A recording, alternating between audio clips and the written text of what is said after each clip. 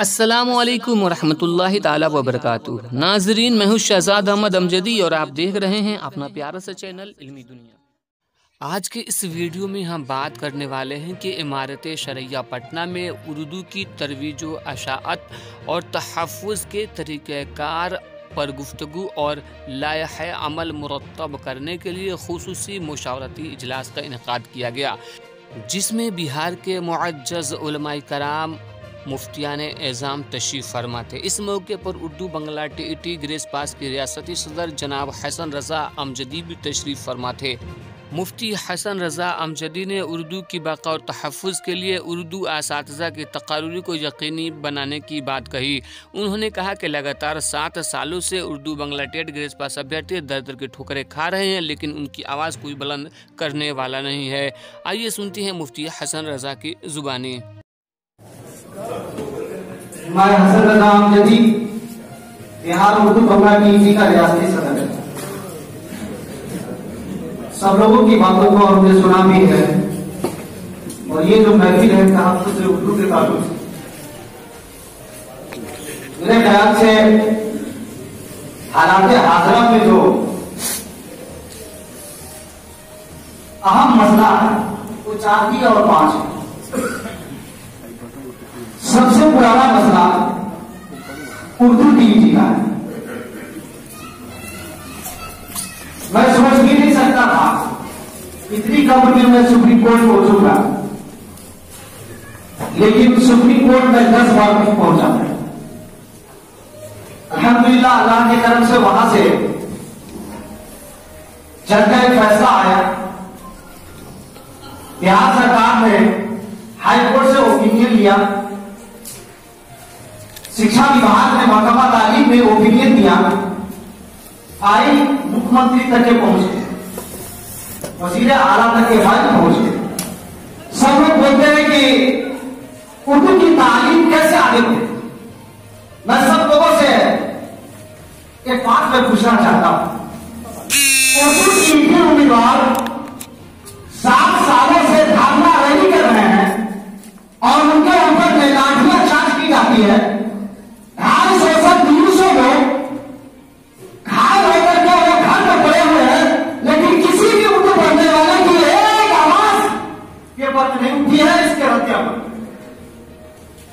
पूरे हिंदुस्तान में रिजल्ट देकर मेरिट लिस्ट में नाम आने के बाद कई जन नहीं किया गया उम्मीदवारों को। ये बिहार एक ऐसा सूबा है जहां पे रिजल्ट देने के बाद फेल कर दिया और यहां रिजल्ट देने के बाद फेल किया गया।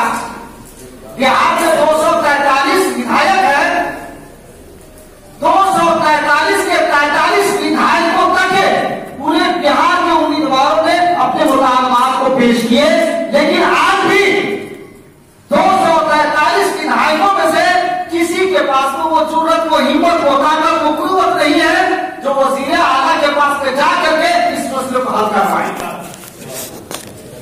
आप धरना कीजिए,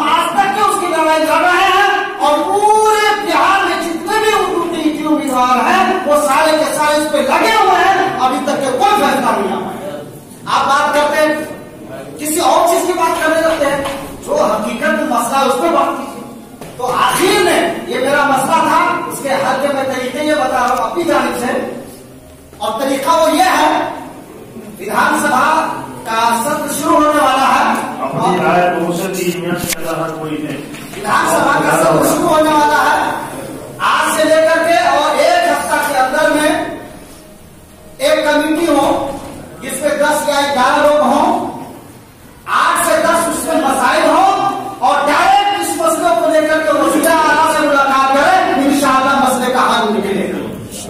ये है सही रास्ता, ये है सही रास्ता, वरना दूसरा कोई रास्ता नहीं। यहां से गए, हम बहुत सेमिनार करते हैं, बहुत सारे प्रोग्राम होते हैं, लेकिन उसका कोई हल नहीं निकलता है, सिवाय अखबारबाजी, सिवाय बयानबाजी, तो कोई हल नहीं होता। बस मैं इसी बात के साथ और इस शेर के साथ अपनी बातों को खत्म करता हूं। अभी तो कुछ नहीं दिया, अभी बीमार जिंदा है, अभी इस मुल्क में उर्दू का एक अखबार